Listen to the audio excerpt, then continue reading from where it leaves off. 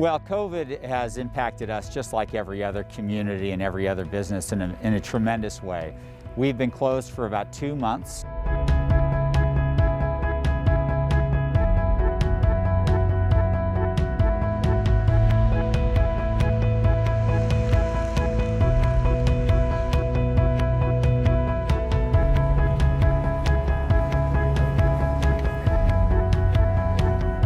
The River Inn was the first resort built in Big Sur in 1934 by one of those settler families. And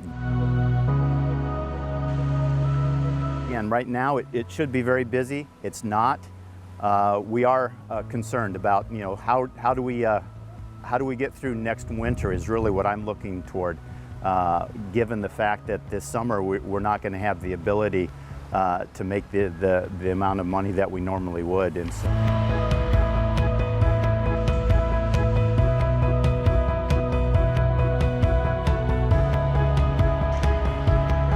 so I think the biggest concern that from a Chamber of Commerce perspective in the business community in Big Sur that we have is, are businesses going to be able to stay in business? Are they going to have come into this event with the reserves and have the resources available to them to get to the recovery side? Because no matter how long the recovery takes, if you can't get there, there's a chance that along the way your business could go out of business. And that will of course have a huge impact on the employees that work for those businesses. So that's the big concern.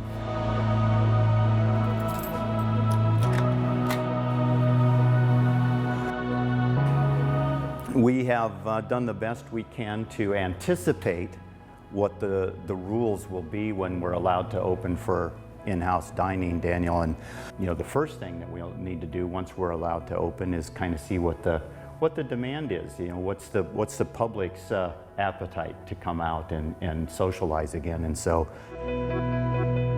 for our business, just to put it in perspective, we would probably in 2018, 2019, which would have been two of the busiest years we had in our 72-year history, we would have been doing upwards of $12 million in revenue. And we would have had probably 250,000 to 275,000 guests visit this property over the course of the year. As we look forward now into 2020, we're probably going to see something that's more along the lines of 50 to 70% of that. So it's a very, very dramatic impact.